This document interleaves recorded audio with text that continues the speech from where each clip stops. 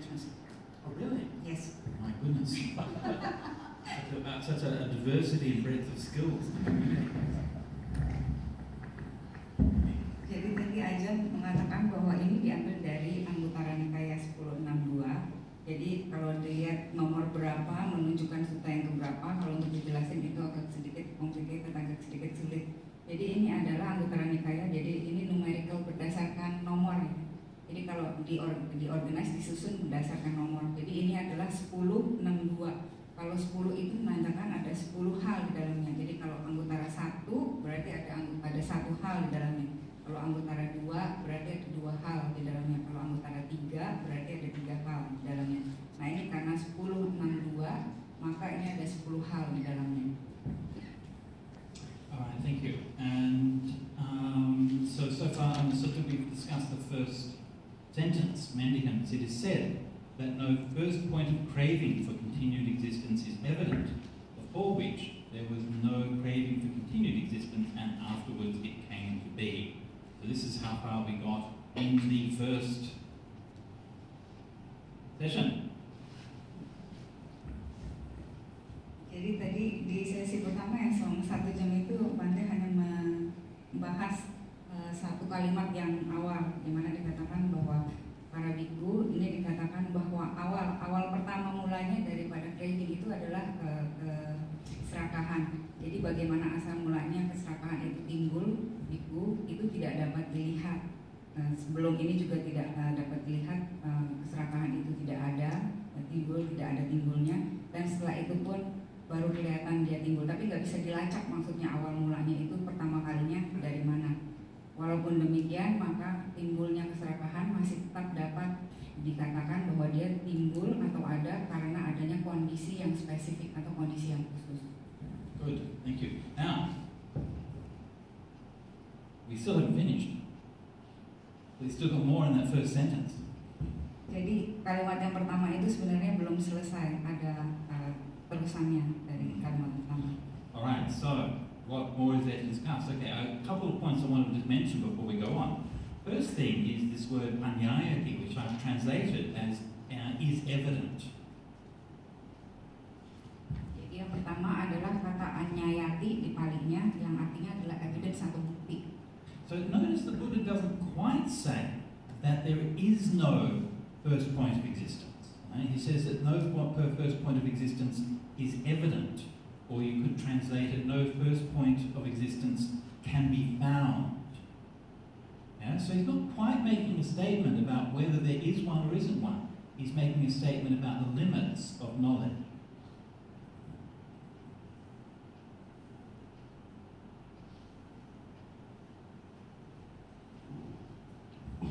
Jadi kalimat pertama itu kalau Anda lihat Buddha tidak mengatakan bahwa there is no point, bahwa bukannya tidak ada.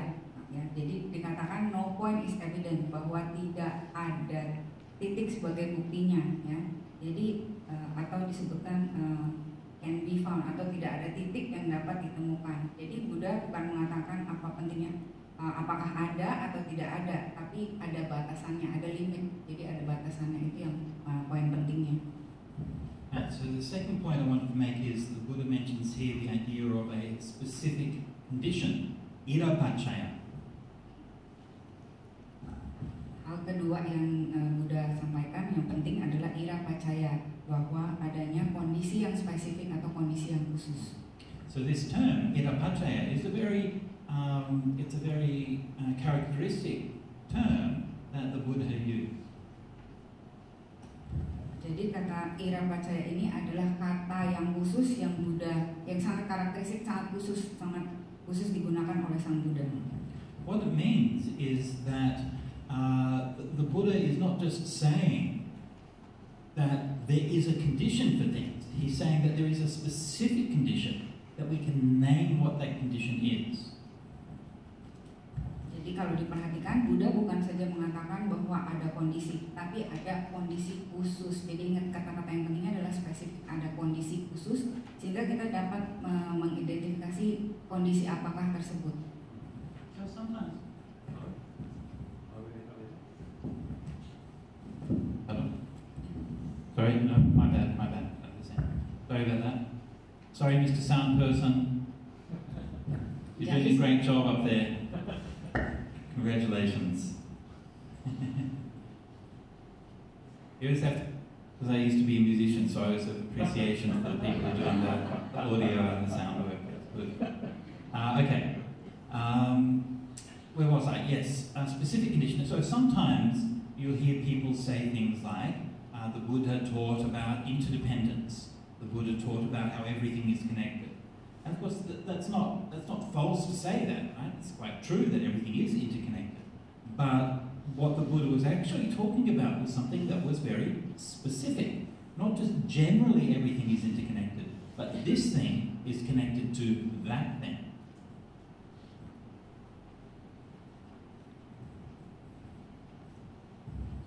Jadi kadang-kadang kita mendengar orang mengatakan bahwa ada kondisi yang interdependen atau saling bergantungan, atau bahwa segala sesuatunya itu selalu terhubungkan, selalu terkoneksi ya. Itu memang bukan dibilang itu salah, jadi itu ada benarnya juga. Tapi sebenarnya yang Buddha katakan adalah ada kondisi khusus. Jadi bukan hanya kondisi yang umum atau yang general, tapi Buddha mengatakan bahwa hal ini berhubungan dengan hal itu. Okay. So, craving that bhavatanha, craving to continue to existence, craving to be reborn, craving to continue this round of samsara, has something that is a specific condition for it. That is to say, not just generally caused, but it's caused by something. What is that something? Jadi tadi craving itu ya, keserakahan ya, bawa tanha kalau bahasa Palinya, keinginan untuk dilahirkan kembali, keinginan untuk terus terlahir di alam samsara. Jadi ini ada kondisi yang spesifik, ada kondisi yang khusus. Jadi bukan cuma kondisi yang umum secara umum. Jadi apakah kondisi tersebut? So this of course is the next section. I say craving for continued existence is fueled by something. It's not unfueled. And what is the fuel for craving for continued existence? You should say ignorance. Jadi craving atau keserakahan itu punya fuel. Jadi ada bensinnya tuh, ada bensin yang menyebabkan keserakahan ini terus muncul, terus berlangsung, terus timbul. Dan apakah kondisi tersebut? Nah, kondisi spesifik yang menyebabkan keserakahan itu timbul adalah ignorance, ketidaktahuan. Ignorance.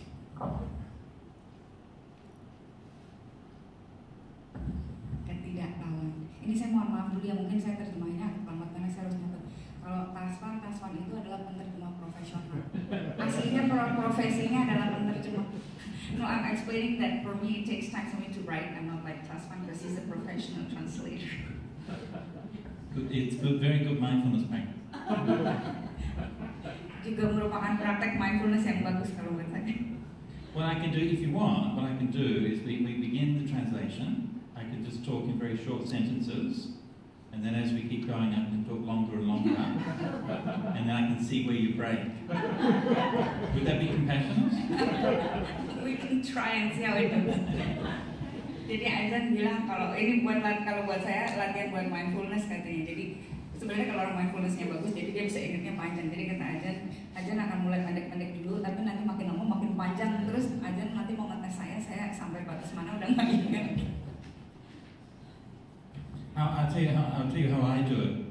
When I'm doing translation, you listen carefully, make sure you understand, and then every minute or so, okay, you just mentally remind yourself what's been said. I'll just hang on. We talk about that. Okay, and then go on. And then a minute later, go back. And I actually, when the last time I did translation was in. Like this was in Bodh Gaya actually years ago. There was a talk in Thai, and there was no one who could speak Thai. My Thai isn't great, but it was, I thought, okay, I'll try. And sometimes it's not good. Sometimes speak for like 20 minutes at a time,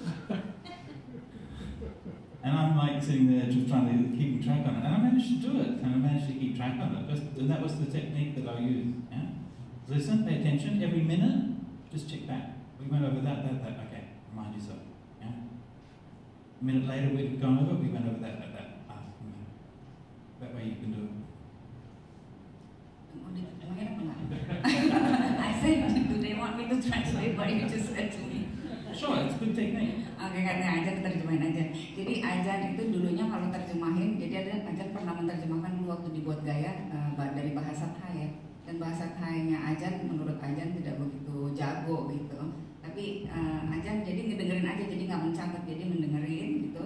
Nanti setiap beberapa 1 menit, setiap 1 menit ngingetin lagi poinnya. Jadi menyimak aja isinya secara keseluruhan tuh apa, menyimak terus ingetin poinnya tek dalam 1 menit, terus nanti lanjutin lagi, terus tarik ingetin lagi. Setiap 1 menit pokoknya ingetin poin yang tadi tek gitu ya. Nanti selama itu nanti bisa recall. Nah Ajahn bilang waktu yang Ajahn menerjemahkan itu berlangsung selama 20 menit. Jadi terus yang mau diterjemahin itu ngomong sampai 20 menit, terus Ajahn harus mengingat selama 20 menit untuk terjemahin, dan Ajahn praktis itu. So this is a technique I teach to school kids, because then I say then you don't have to do homework, because you just remember everything that was said. Jadi ini yang diajarkan sama Ajahn untuk anak-anak sekolah gitu. Jadi nggak usah melakukan PR, cukup ngingetin aja. Usually they only remember the bit about not having to do homework. Tapi sayangnya biasanya anak-anak cuma ingat bahwa nggak perlu melakukan PR. Anyway, moving on. So ignorance.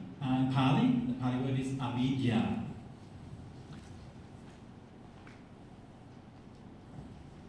Jadi bahasa Palinya ignorance atau ketidaktahuan itu adalah avijja. Now, avidya is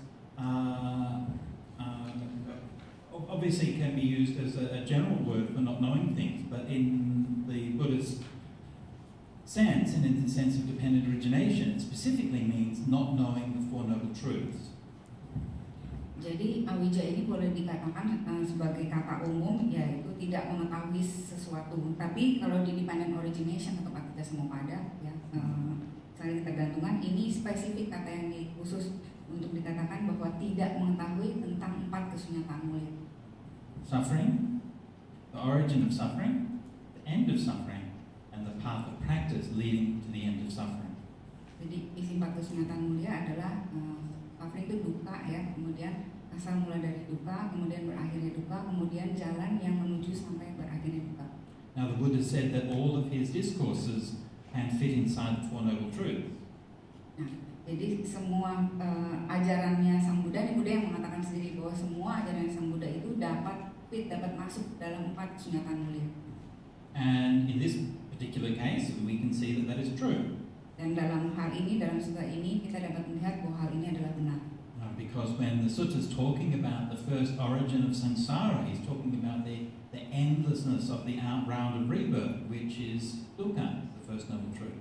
Jadi kalau dilihat, kalau untuk keluar dari samsara, kalau kita lihat ini adalah keluar dari lingkaran kelahiran dan keluar dari lingkaran dukkha, dan ini adalah 4 kesunyataan mulia. And when he's talking about the craving for continued existence, this is the second noble truth. Dan ketika membahas tentang keserakahan untuk kontinu itu untuk keberlangsungan tetap eksis ya, tetap ada gitu, ini adalah kesunyataan mulia yang nomor 2. Remember we talked earlier, so this means craving for sensual desires, craving to continue to be reborn, craving to no longer be, but it doesn't mean craving to meditate, craving to become free. Right? These are not the desire that will lead to continued suffering. These are the desires that will lead to the ending of suffering. Jadi kalau di sini yang disebut sebagai craving atau keserakahan adalah keserakahan sensual desire ya, nafsu dari indria, kemudian untuk dilahirkan kembali, kemudian untuk tidak menjadi. Ini yang disebut sebagai craving adalah keserakahan yang ini. Jadi bukan keserakahan untuk bermeditasi, karena keserakahan untuk bermeditasi disebut keserakahan itu adalah sebenarnya keinginan yang dapat menuju terhadap akan berakhirnya duka, ya, akan mengakhiri duka. Jadi kalau meditasi itu bukan keserakahan yang disebut tadi. And so, second noble truth, the third noble truth is the ending of suffering, and that is going to be revealed through the course of this sutta. Nah, kalau yang ketiga, kesunyataan yang ketiga adalah bagaimana mengakhirinya duka, bagaimana mengakhirinya penderitaan, dan ini yang akan diterangkan dalam sutta Anguttara Nikaya ini. And the last of the Four Noble Truths is the practice leading to the end of suffering, which is commonly phrased in terms of the Eightfold Noble Path, but in this particular sutta is framed in a slightly different way, which shows the path of practice as a conditioned flow in a way similar to dependent origination itself. Jadi kalau yang keempat, kesunyatan kemudian yang keempat itu adalah bagaimana kita praktek sampai kita dapat mengakhiri daripada duka. Dan ini biasanya dijabarkan dalam 8 jalan tengah yang mulia ya. Dan ini di dalam sutta ini dia di frame dibuat sedemikian rupa, jadi agak sedikit berbeda, tapi tetap menunjukkan bagaimana kita dapat mempraktekkan jalan tersebut. Dan ini dilihat dari flow dari alur yang dimana satu hal sebelumnya mengkondisikan hal yang berikutnya.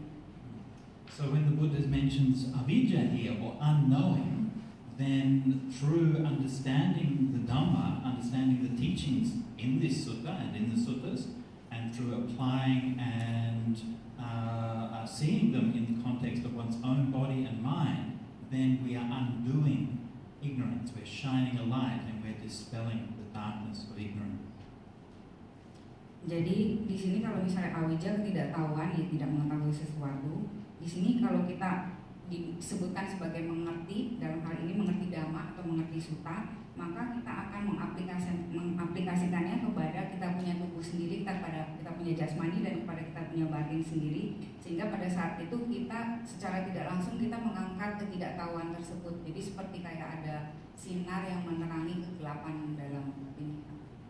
Now, ignorance can be understood at 3 main levels. Jadi ketidaktahuan itu dapat dimengerti ada 3 tingkatan. First level is the level of theory, the idea of it, and that's what we're dealing with here. We're trying to get our heads around what the Buddha was talking about when he's talking about ignorance, and we're trying to make sense of the concepts that the Buddha was using. Jadi tingkatan yang pertama adalah teori atau ide. Nah ini yang kita akan lakukan nih sekarang. Jadi kita mencoba mengerti maksudnya Buddha itu apaan sih waktu menjabarkan ini. Mencoba make sense secara logika ya apa yang Buddha maksudkan dengan konsep-konsep yang beliau jabarkan. The second level is the level of insight. So when we are meditating, we start to actually see these truths revealed within ourselves. And it's no longer theory to say that, say, craving creates suffering, but we actually observe that happening inside ourselves. Here's me craving something and there's the suffering that comes from it. Level yang kedua adalah insight dari pengalaman yang ada di dalam diri kita sendiri. Misalnya lewat meditasi ya. Pada saat kita meditasi maka kita akan melihat kebenaran tersebut terjadi di dalam diri kita sendiri. Sehingga pengalaman tersebut bukan lagi berupa teori untuk kita, karena kita benar-benar mengobservasi, benar-benar melihat apa yang terjadi dalam diri kita. Jadi kita kayak ini nih kalau kita punya keserakahan maka akan timbul dukanya seperti ini. Okay, and then the third level is the level of enlightenment or penetration to the truth. And so it's at that point that the veils of ignorance are swept aside completely and the true understanding arises in the mind. Jadi level yang ketiga adalah enlightenment atau pencerahan, di mana terjadi penetrasi terhadap kebenaran. Jadi kalau kayak veil itu kayak selubung yang kayak pengantin gitu. Jadi kayak selubungnya itu terbuka sehingga kita bisa benar-benar melihat ketidaktahuan itu sebagaimana adanya sehingga benar-benar dukanya itu terbuka. Okay, so let's move on from ignorance. The ignorance doesn't just happen. This is the point the Buddha's making, right? Yeah. If you like, the Buddha's saying ignorance is no excuse. Right? This is what our school teachers told us when we said, well, I didn't know there was any homework. Right? And they said, ignorance is no excuse. Jadi bahwa awijja ini ya itu bukan datang dengan sekonyong-konyongnya, jadi tidak terjadi secara begitu saja. Jadi dengan kata lainnya kalau di sekolahan mungkin guru-guru ngomong kalau kita bilang nggak tahu gitu, itu bukan alasan ini, nggak bisa bilang kita nggak tahu karena sebenarnya ketidaktahuan ini tidak terjadi dengan begitu saja. So the fuel for the ignorance it says here is the 5 hindrances. Oh, sorry. No, before we go on to that, I just want to mention the idea of this idea of fuel that which we introduced in the previous one. So what is the fuel for craving? What do we mean by the word fuel here? Ya, jadi Bante sebelum Bante melanjutkan, Bante ingin membahas kata-kata fuel atau kalau di sini sebutnya kayak bahan bakar ya, fuel bahan bakar. Jadi apa bahan bakarnya Kevin? The word here is, the Pali word is ahara. Kata palinya fuel, kata palinya bahan bakar adalah ahara. Do you have that word in Bahasa? No, but I think it's about like the body, like ahara, utu, cita, ahara, kama. I think most of the meditators like the physical body in the Burmese tradition. I think in the Abhidhamma they often say like your physical body is affected by four things, like utu, cita, ahara, and kama. So Sure, yeah, ahara, yeah, that's correct. Like in Thai, Ajahn is food. So ahara, one of the basic meanings of it is food. Jadi dalam bahasa Thai, ini tadi Pandai nanya ahara ada nggak? Katanya dalam bahasa Indonesia saya bilang nggak ada, tapi biasanya meditasi suka dipakai terminologi ini. Ahara itu artinya makanan. But also, as well as meaning the food for something, also means more generally the fuel that keeps something going. Jadi kalau dibilang ada makanan untuk sesuatu, biasanya itu diartikan juga sebagai bahan bakar yang membuat sesuatu itu tetap berlanjut.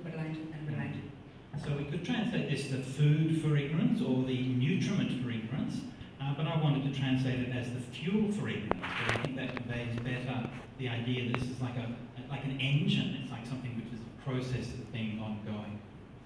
Jadi kata-kata yang dapat disebut pergantian ini, food, makanan, nutrimen itu seperti kayak gizi ya. Terus kalau fuel itu bahan bakar. Jadi kata-kata ketiga ini bisa dipakai untuk tadi yang ahara itu untuk ketidaktahuan. Tapi Bante lebih senang mengambil kata-katanya fuel, jadi bahan bakar, karena bahan bakar itu ibaratnya suatu mesin. Kalau mesin itu yang kalau udah jalan membuat suatu perjalanan berlanjut.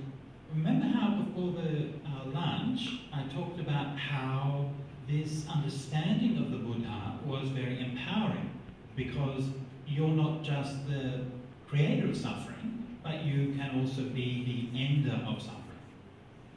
Jadi sebelum makan siang tadi Bante menjelaskan bahwa mengerti apa yang dikatakan Sang Buddha ini penting, karena jika kita mengerti maka kita dapat melihat bahwa kita bukan saja sebagai creator atau pencipta dari suffering, dari duka, tapi kita juga bisa menjadi ender, seseorang yang mengakhiri daripada duka itu. And that's really important here, because when we face ignorance, it seems so vast. This huge mass. What don't we know? How can we even begin to address this unknowing? How do we even know what it is that we don't know? It seems like this overwhelming task. And so the Buddha is breaking it down. This is why the Buddha breaks things down for us. He wants to break it down and says, okay, maybe that's this overwhelming task, but here's another task we can do. Without this other one, ignorance won't be. Maybe we can approach this one first.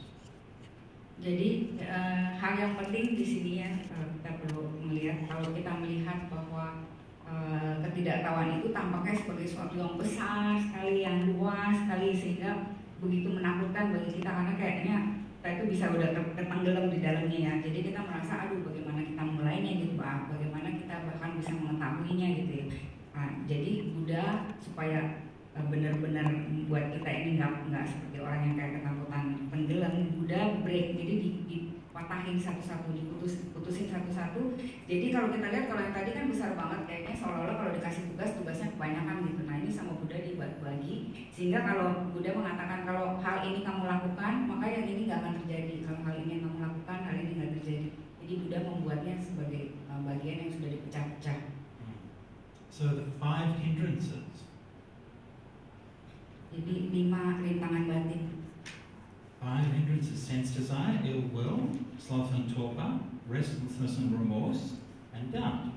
Jadi kalau 5 rintangan batin, yang pertama adalah nafsu keinginan, kemudian rasa kebencian, kemudian dinamida itu jadi kayak kemalasan ya, rasa ngantuk, kemudian yang satunya adalah kekhawatiran, yang terakhir adalah keraguan-raguan.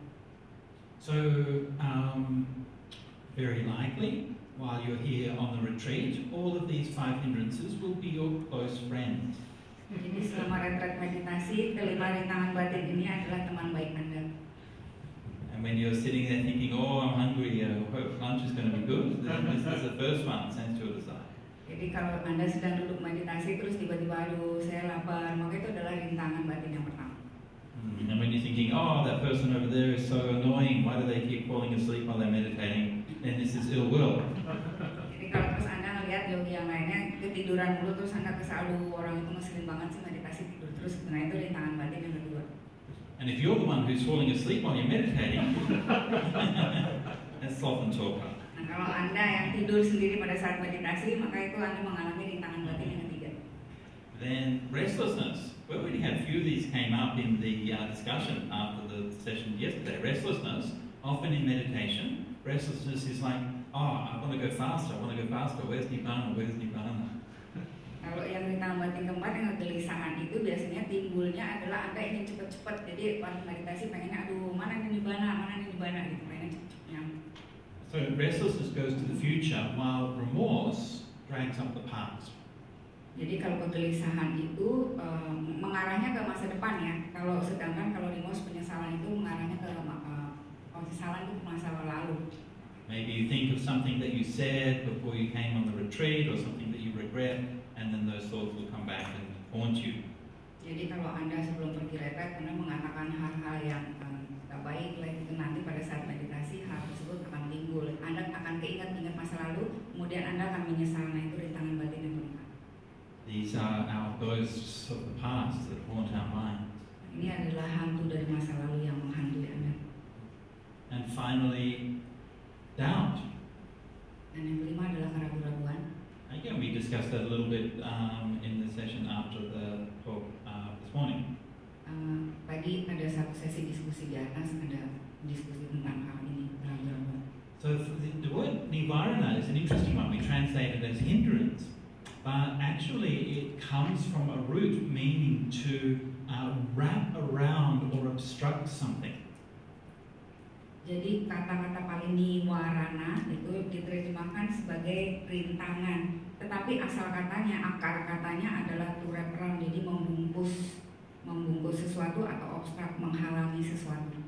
And actually stems from the Vedic usage, which is of the dragon who was called Vritra, which literally means a constrictor, like the boa constrictor. And so the Vritra, the dragon, was that which would wrap you around and shut you off and crush you and shut you into the darkness like that. So this is what the nivaranas are. They're those that wrap us around with darkness and keep us stuck there. Jadi asal katanya ini berasal dari kitab Vedic yang orang Hindu punya gitu. I can't pronounce the Sanskrit word. Vritra. Saya nggak bisa sebut kata Sanskrit yang Bante sebutin. Jadi itu seperti. Yes, you can. Vritra. Look, I'm probably getting the Sanskrit wrong too. So look, I know we just do our best. Jadi kayak naga gitu, naga ini sifatnya seperti kayak ular jenis yang boa constrictor tuh, yang kayak ular kayak piton gitu, yang dia melingkari tubuh kita, kemudian dia akan menjepit kita sampai kita hancur gitu. Nah ini sifatnya seperti itu, jadi seperti kita dilingkari di dalam kegelapan, terus kita dihancurkan di dalamnya. It's not about whether you get it right, Diane. It's about whether you convey it with a sense of conviction and authority. Jadi yang penting saya bisa benar apa enggak, yang penting waktu saya neranginnya jadi seolah-olah saya yakin. And people will believe what earth is. Kalau saya ngatakannya dengan yakin, kalian pasti percaya omongan saya apa aja. Okay, moving on. Okay, so 5 hindrances. So when the Buddha talks about 5 hindrances, right?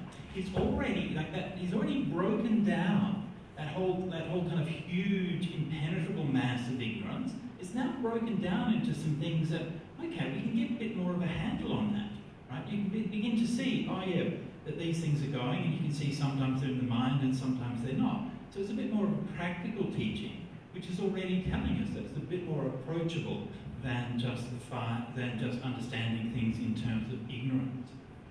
Jadi kalau kita lihat 5 rintangan itu sama Sang Buddha sudah dibagi ya. Jadi kalau tadi kelihatannya banyak banget gitu, kayak mengerikan, kayaknya kita nggak mungkin berhasil. Tapi kalau sekarang sudah dibagi menjadi 5, itu kayaknya lebih bisa kita kendalikan lah. Jadi ada 5 nih. Jadi kalau ini terjadi kita bisa lihat, oh ini yang sedang terjadi, oh ini sedang ada, oh ini sedang tidak ada.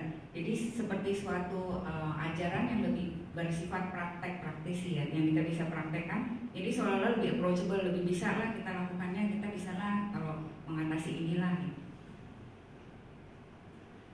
And the Buddha continues this process. What is the fuel for the 5 hindrances? You should say the 3 kinds of misconduct. Kemudian Buddha meneruskan apa yang menjadi bahan bakar dari 5 rintangan batin ini, yaitu adalah 3 kelakuan jasmani, 3 misconduct, jadi kelakuan yang tidak baik. And that is of course misconduct by way of body, speech and mind. Jadi melalui 3 pintu ya, dengan jasmani, ucapan dan pikiran. So when we break precepts, when we behave in an unethical or harmful or immoral way, then this comes from unwholesome impulsions and motivations in our mind, but it also reinforces those. So it tends to, it like keeps on adding to this cycle, and so it is amplifying and increasing the power of the 5 hindrances. Jadi kalau tadi sudah dikatakan bahwa hal ini adalah bahan bakar dari 5 rintangan batin, jadi apabila Anda melanggar sila, kemudian Anda melakukan sesuatu yang unetis, Anda melakukan sesuatu yang immoral, atau Anda melakukan sesuatu yang tidak baik, maka hal ini bukan cuma hanya menambah lingkaran tersebut untuk bertambah, jalan-jalan berlanjut, tapi ini juga bersifatnya amplifying, maknanya memperbesar rintangan batin yang sudah ada di dalam diri Anda. And so this is one of the reasons why when we come on retreat, then we keep our precepts.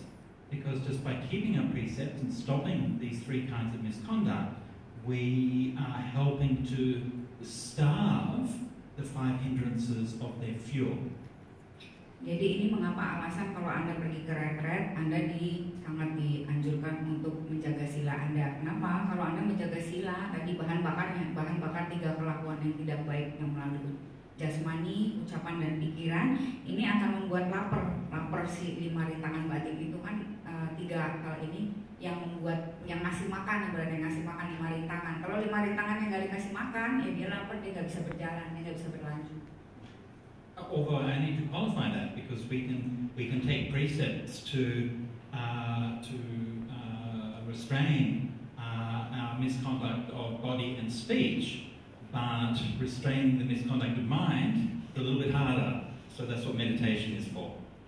Jadi kalau kita mengambil precepts atau mengambil sila itu biasanya untuk restrain, menahan diri dari melakukan 3 perbuatan yang nggak baik. Biasanya ini adalah perbuatan yang tidak baik dari jasmani dan ucapan. Tapi kalau yang dari pikiran itu agak sulit kalau dengan mengambil sila. Ini harus dilakukan melalui meditasi. Alright, so 3 kinds of misconduct, and then keep on going. What is the fuel for the 3 kinds of misconduct? Lack of sense restraint. Jadi apakah bahan bakar dari 3 kelakuan, 3 misconduct, 3 kelakuan yang tidak baik tersebut? Adalah lack of restraint, tidak dapat menahan diri.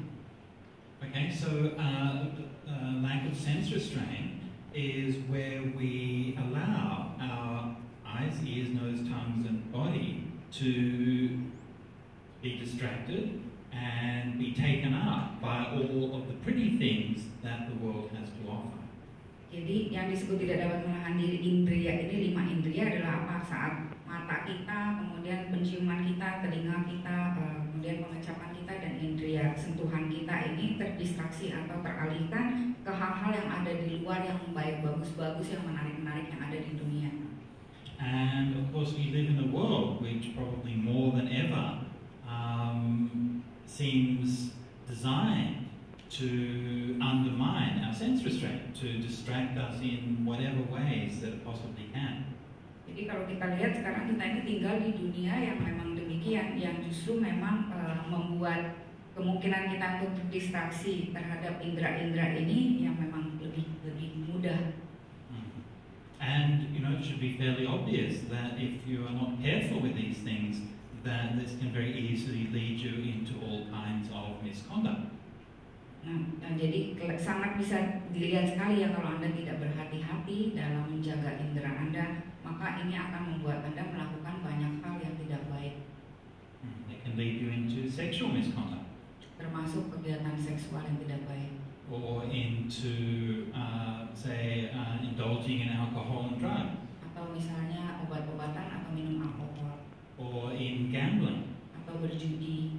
And all of these kinds of things which are caused by allowing our senses to get taken away from us. Hal-hal ini terjadi karena kita membiarkan indera kita untuk terambil alih oleh hal-hal tersebut. And the thing about all of these things is that, they're all things that on the surface they seem like they're nice, they're enjoyable, they're fun, but what they're doing is that underneath they're taking away from us our own ability to choose. Jadi kalau dilihat di permukaan itu tampaknya kayaknya fun, aduh enak banget, terus bisa kita enjoy. Tapi sebenarnya di dalam batin kita itu dia sebenarnya merampas sesuatu yang sebenarnya kemampuan kita untuk memilih itu dirampas sama dia. Jadi kita nggak punya pilihan, kayaknya paksa melakukan, terdorong untuk melakukan. Because we're being manipulated into making these choices. Karena kita sudah dimanipulasi untuk melakukan proses tersebut. And we think that it's us who's doing it. Dan celakanya adalah kita berpikir bahwa kita yang pengen melakukan ini. We think that it's me and what I want and I should get what I want.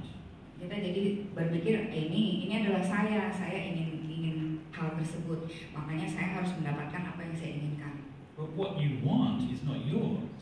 Tapi apa yang Anda inginkan itu sebenarnya bukan milik Anda.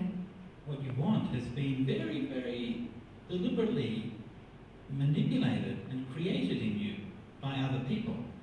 Tapi sebenarnya yang apa Anda inginkan itu sebenarnya bukan yang benar-benar Anda ingin, tapi yang sudah diciptakan oleh orang lain secara sengaja, deliberate itu secara sengaja ya. Nampaknya sepertinya Anda ingin, tapi sebenarnya Anda bukan ingin. I've been a monk for a long time, so these days, I look at these things and all of them seem very funny to me. Jadi Bante sudah menjadi biku sudah lama, jadi kadang-kadang Bante melihat hal-hal yang mungkin buat umat awam itu hal-hal yang lumrah, tapi buat Bante itu kayaknya kok aneh gitu, lucu. Walking through the airport and you go through there and there's these like shops for all these like luxury handbags and stuff. Sorry, what happened? Well, when you go through the airport, there's like these shops, duty-free shops and things. You see maybe like Prada or Versace and all these kinds of things.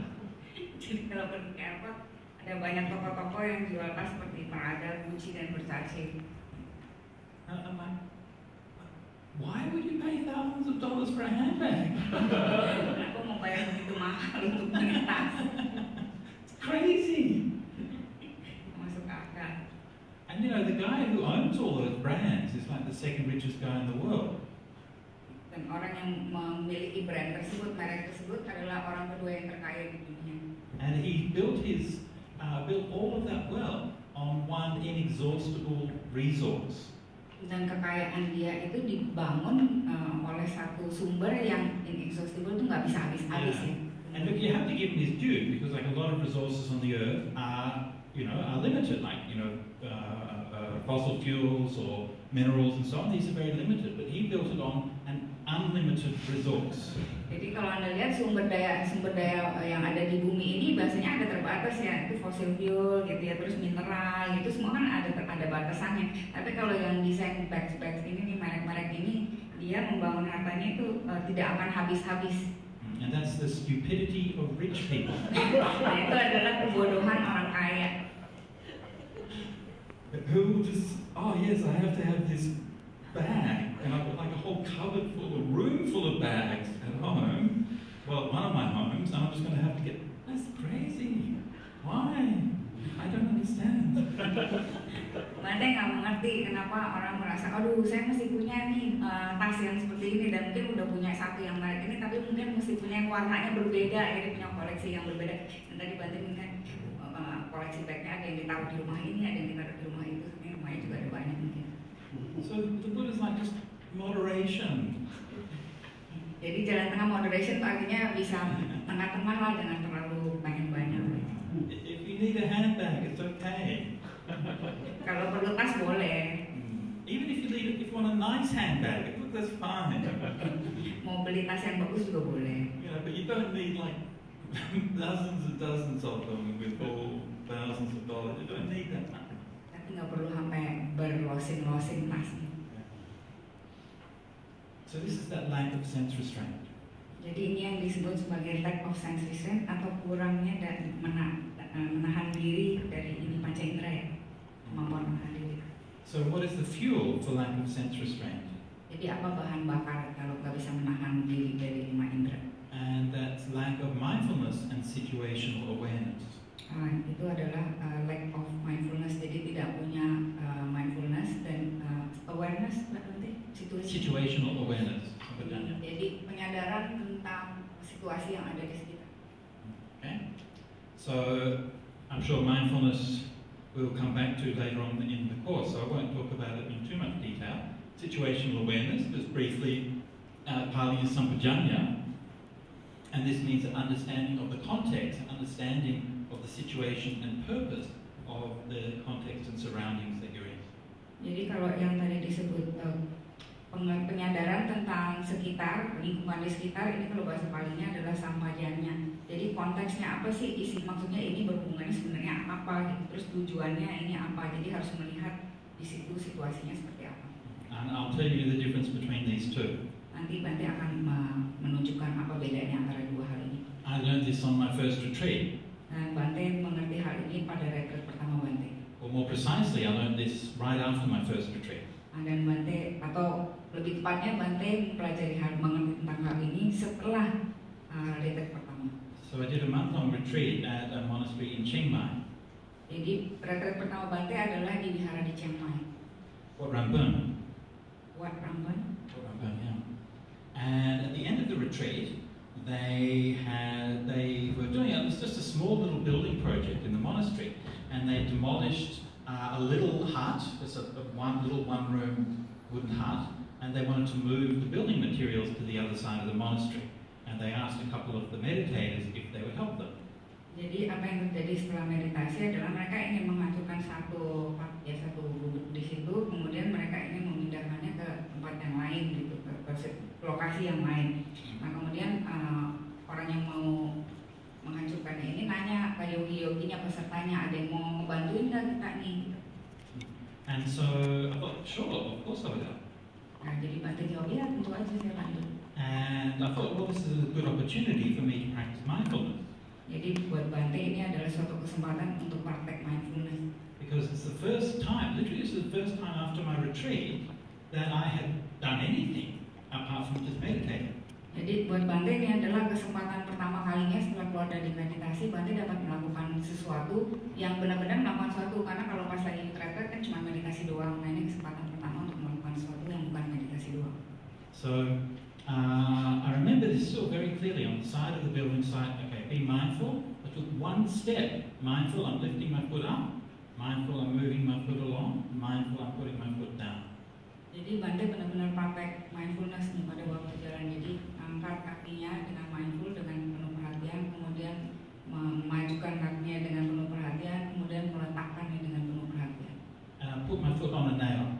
Dan Bante menaruh kakinya ke atas paku. I was mindful. I knew that the nail was going into my foot. Jadi Bante melakukannya dengan mindful, tapi Bante menaruh kaki Bante dengan mindful ke atas paku. So this is mindfulness, but no sampajanya. Ini adalah mindfulness tanpa sampajanya. No awareness of the context. Tidak melihat konteks yang ada di lingkungan tersebut. And so that very kind of precise mindfulness that I had developed in the retreat was great for doing that retreat, but it wasn't for being on the building site. Jadi kalau Bante mengatakan, jadi yang disebut sebagai precise benar-benar maksudnya mindfulness ini yang tepat lah gitu ya ukurannya kalau di selama meditasi. Tapi kalau dibawa konteksnya keluar di luar dari meditasi ke tempat di mana ada mau menghancurkan ini gubuk tadi, nggak bisa berlaku. Alright, so mindfulness and situational awareness is also not unfueled. What is the fuel for mindfulness and situational awareness? You should say irrational application of mind. Ayoniso manasikara. Jadi tadi sati sampajanya the Pali word for mindfulness. That's correct. Jadi tadi kalau bahan bakar untuk yang tadi mindfulness dan awareness penyadaran tentang lingkungan, bahasa Palinya adalah sati sampajanya. Bahan bakar yang untuk itu apa? Irrational. Jadi pengarahan pikiran yang tidak rasional, bahasa Palinya ayoniso manasikara. So ayoniso manasikara is one of the most characteristically Buddhist terms that Buddha used. Actually, I've just been researching this term, and it seems that it's only ever used in a Buddhist context. You don't find it mentioned in any Brahmanical or Jain or other scriptures at all. Jadi kata ini ayoniso manasikara ini cuma digunakan oleh Sang Buddha dan cuma ada dalam ajaran-ajaran Buddhis, ya tidak ada di scripture manapun, tidak ada di ajaran lainnya Hindu ataupun Vedic segala macam, nggak ada. So the word yoni means the womb, the source where things come from. Jadi kata yoni itu adalah womb atau kandungan ya, apa sih tadi? Rahim, ya betul. Rahim ya, di mana segala sesuatunya berasal. And what this word is getting at, what this phrase is getting at, is that we're using our mind, like literally manasikara, literally means work in the mind. Okay, so there is work in the mind, which is working by way of the causes of things, the sources of things. Jadi kata-kata manasikara itu adalah kerja di batin atau di pikiran ini yang menggunakan jalan atau menggunakan cara dari sumbernya, dari tadi yoni itu source-nya, dari awal, dari sumbernya.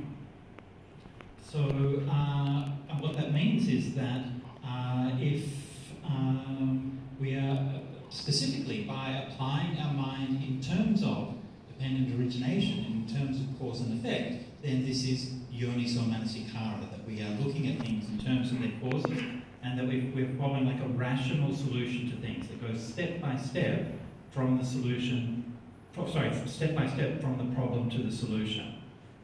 Jadi kalau dilihat ini adalah aplikasi daripada pikiran kita dengan cause and effect, apa yang menjadi sebab kemudian menjadi akibatnya. Jadi kita melakukan step by step, selangkah demi selangkah secara rasional, mulai dari penyebabnya sampai akibatnya. Whereas when we're doing something ayoniso, irrationally, that means there's no connection between the cause and the effect. Like there's no relationship, there's no ratio, if you like, between the cause and the effect. Jadi kalau melakukannya secara ayoniso manasikara, kita tidak melihat hubungan sebab akibat. Jadi kita tidak melihat ada hubungan atau kita tidak melihatnya ada koneksi. Itu yang disebut melakukan secara ayoniso, tidak rasional. And this term, the term yoniso, I said that the term yoniso manasikara is, as a whole term, is not found outside of Buddhism. But the word yoni is found very often, and in the Vedas you find very frequently the term the Ritasya yoni, which I'm not going to get you to pronounce, Ritasya yoni, which means the womb of truth, and literally the womb of truth. It's an interesting metaphor that the Veda is using. So these are the Brahmanical scriptures that were around for thousands or hundreds of years before the Buddha. And so a lot of the ideas and terms and so on that were current in the Buddha's culture were from these texts.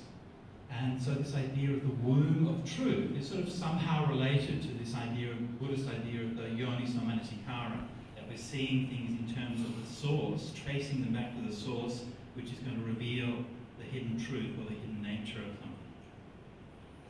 Jadi kata tadi yoniso manasikara ini tidak ditemukan di luar dari Buddhis ya, tapi kata yoni ada di Weda ya, itu artinya adalah rahim. Jadi tadi yang Bante sebutin dan Bante bilang saya tidak perlu menyebutkan kata itu yang dalam Weda itu artinya adalah rahim daripada kebenaran. Jadi di Weda itu udah ada kata tersebut, dan ajaran Weda ini kan udah ada 100 sampai 1000 tahun sebelum ajarannya Sang Buddha. Jadi kata ini kemudian dipakai pada saat Buddha mengajarkan. Jadi maksudnya adalah pada saat yoniso manasikara itu kita trace back. Jadi kita melacak sampai ke awalnya, sampai ke sumbernya. Dan kalau kita melacak sampai ke sumbernya, kita dapat menemukan hidden truth, kebenaran yang tersembunyi di situ.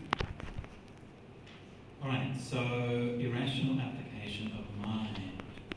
And so we are we are trying to undo this right now by applying our mind in terms of dependent origination. So this is good. But what is the fuel for irrational application of mind? Lack of faith. Jadi sekarang kalau kita udah mencoba melakukannya dengan Juni semana sekarang undo. Jadi kalau undo tuh dibalikin ya, nggak jadi gitu. Dengan melakukan aplikasi dengan dependent origination, lacak ke sumbernya. Apa sih yang bahan bakarnya Juni semana sekarang ini adalah apaan sih? Lack of faith, kurang keyakinan. Faith saga, Yes. kurang keyakinan. Paling word keyakinannya adalah saga. Lack of faith, yeah. So what this means is that if we have no faith, or if we have faith in the wrong things, then we apply our mind in the wrong way.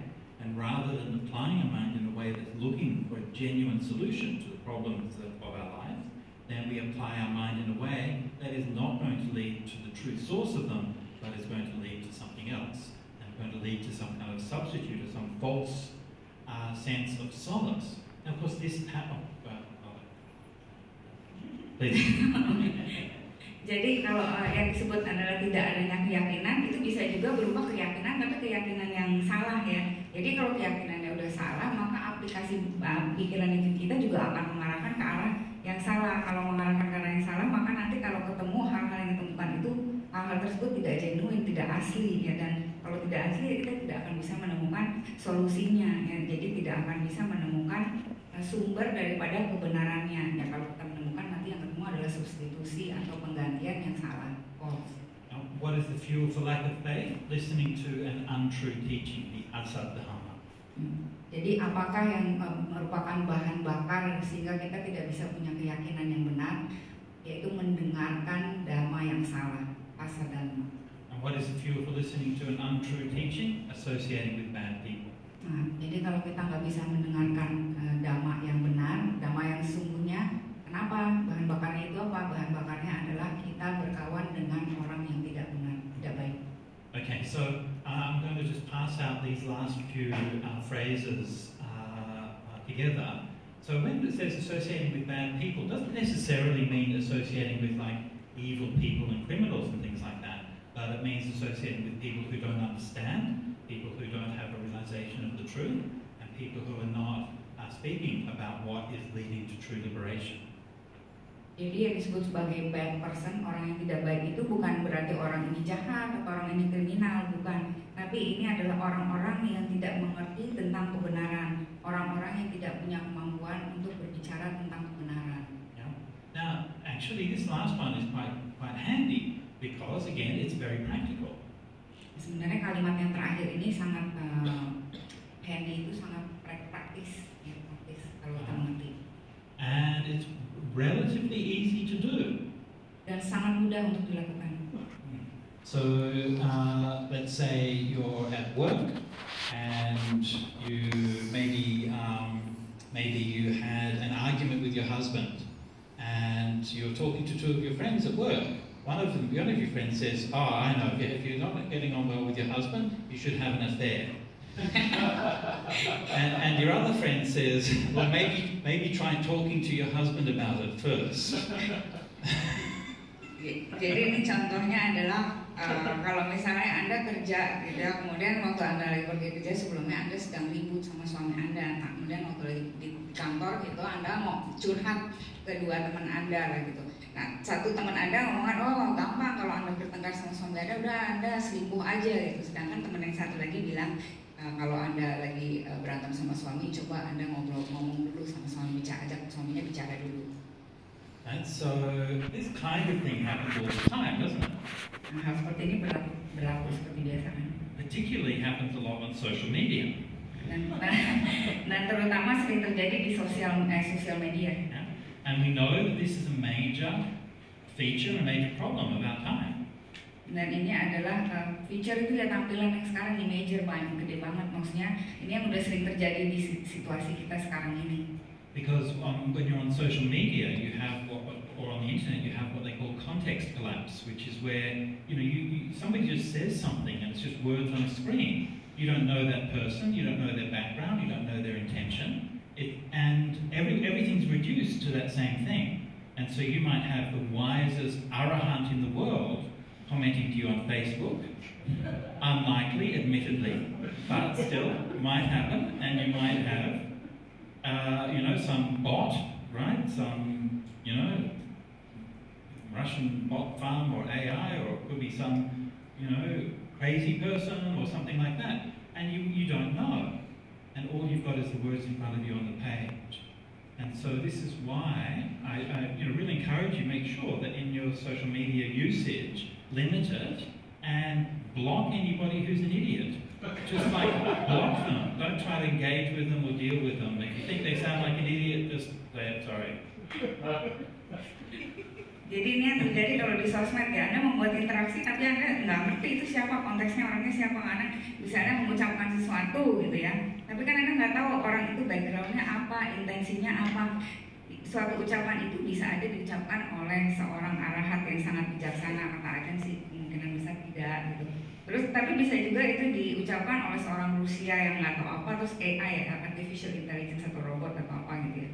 Dan Ajahn menghimbau nih kalau kita menggunakan sosmed biasanya menggunakannya dengan terbatas lah gitu ya, dan sangat dianjurkan juga kalau ada orang yang nampaknya idiot, maksudnya orang bodoh lah gitu ya, kalau yang di blok lah gitu ya. In fact, they should rename the block button to the Asapurisa Sedana button, the not associated with bad people. Jadi non-blockingnya disebut pakai kata Pali itu Asapurisa. Asapurisa itu yang orang tidak baik ya kalau di bahasa Palinya. Jadi kata blocking diganti pakai kata Pali aja lebih keren. Yeah. So anyway, so this leads to the end of that causal chain, right? So we trace it all the way back from craving for continued existence, which again is a very profound, a very abstract idea, and we've traced it all the way back to something which is very simple and very concrete. Jadi ini tadi kalau kita udah lihat ada chain, jadi ada rantai kausal ya, sebab, rantai dari sebab. Jadi kita bisa melihat dari craving atau keserapahan, keinginan untuk terus terlahir, untuk terus menjadi sebagai sesuatu yang abstrak itu sebenarnya. Kemudian kita bisa melacak sampai menjadi sesuatu yang simpel, sesuatu yang konkret, yang sederhana dan konkret. And so the Buddha then goes on. I'm going to skip some of the repetitions, but the Buddha goes on to compare this to like when it rains heavily on a mountaintop and the water flows downhill to fill the hollows, crevices and creeks. As they become full, they fill up the pools. The pools fill up the lakes fill up the streams, and the streams fill up the rivers. And as the rivers become full, they fill up the ocean. That's the fuel for the ocean, and that's how it's filled up. Jadi Bante tidak membaca yang diulang-ulang. Jadi kalau sutta itu ada yang pengulangan, jadi Bante langsung skip ke bagian di mana Buddha membandingkan ini dengan suatu perumpamaan seperti kalau hujan yang jatuh jadi hujannya hujan deras ya, hujan deras jatuh ke atas puncak daripada sebuah gunung, maka airnya itu akan mengalir ke slope itu, jadi kayak apa namanya? Lereng ya, lereng, dan terus dia masuk ke dalam sungai-sungai, kemudian memenuhi sungai, kemudian kalau sungainya udah penuh, maka dia akan turun lagi memenuhi laut. Nah, jadi ini sebagai bahan bakar, hujannya bahan bakar memenuhi puncak gunung, terus dia turun ke bawah memenuhi sungai. Sungai kalau penuh bahan bakarnya dia memenuhi daripada laut, dan oleh karena itu laut menjadi penuh. Okay, so then the discourse turns around. Dan kemudian ajarannya dibalik. And rather than talking about the conditions for the continuation of suffering, it talks about the conditions for freedom. Nah, kemudian ajarannya dibalik, jadi bukan membicarakan bagaimana continue, bagaimana berlanjut menjadi duka, tapi bagaimana berlanjut menjadi pembebasan. And this sequence starts out a bit different from the previous one, but it later on joins in and merges into it.